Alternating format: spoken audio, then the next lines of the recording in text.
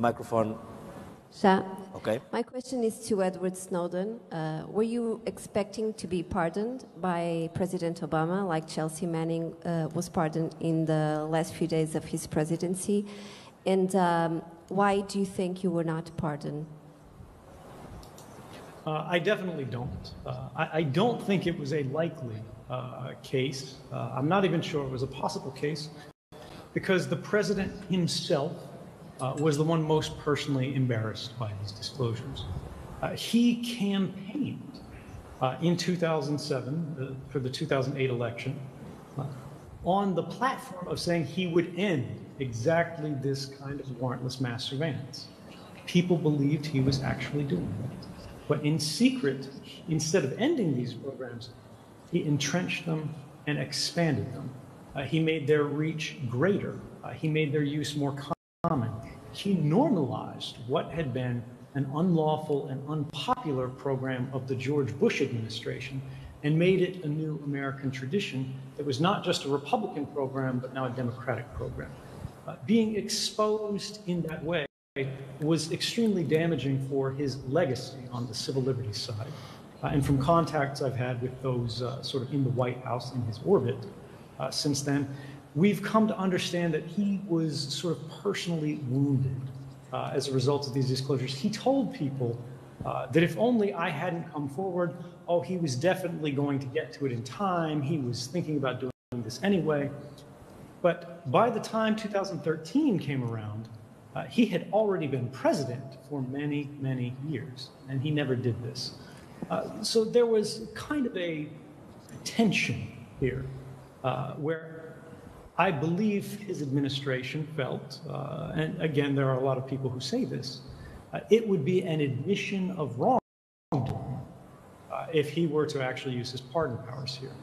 In the case of Chelsea Manning, whose commutation I certainly support, he did not pardon Chelsea Manning. He instead commuted her sentence. And this was in response to a very large pressure campaign and the fact that Chelsea Manning was taking a lot of actions on her own to increase this pressure. I think she did a very good job. Those supporting her did a very good job. And it's something that we have all benefited from. I think the president made the right decision there, and I encourage it. Now, it's not for me to say whether the president should or should not have pardoned me. I don't take a position for that. But when we look at the calculus of the outcome of these disclosures, the 2013 revelations of global mass surveillance won the Pulitzer Prize for Public Service in the United States. This is the highest prize for journalism that can be won. The Congress passed laws to end these programs and to institute new protections. The president who criticized these programs himself said they made us stronger as a nation.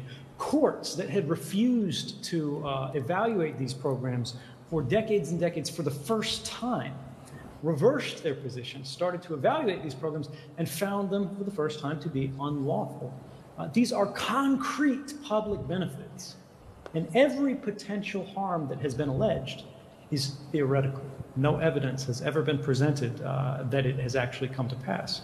And we have seen in previous cases, most famously the case of Chelsea Manning, who acted as a source of a very wide disclosure of classified information that, again, was what I believe to be an act of public service that was eventually released unredacted, without any sort of limitations on what was published.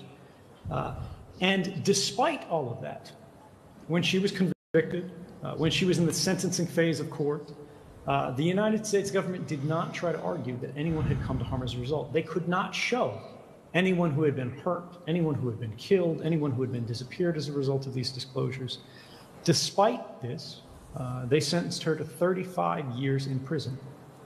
Once she was in prison, once the burden to show harm was gone, it was fascinating to see public officials actually reverse their rhetoric, where they had said previously, Chelsea Manning is a great enemy, she's a great traitor, she's harmed Americans, she's harmed sources. They said, in fact, there hadn't been any real damage at all coming from the Manning things. There was some temporary embarrassment There was a little bit of diplomatic disruption, but there was no real harm. I agree with that. Clearly, the President of the United States agrees with that, and I think we'll see more evidence that this is the case here and in every other leak where we face immediate and overblown charges of harm in the future. Okay. Next question.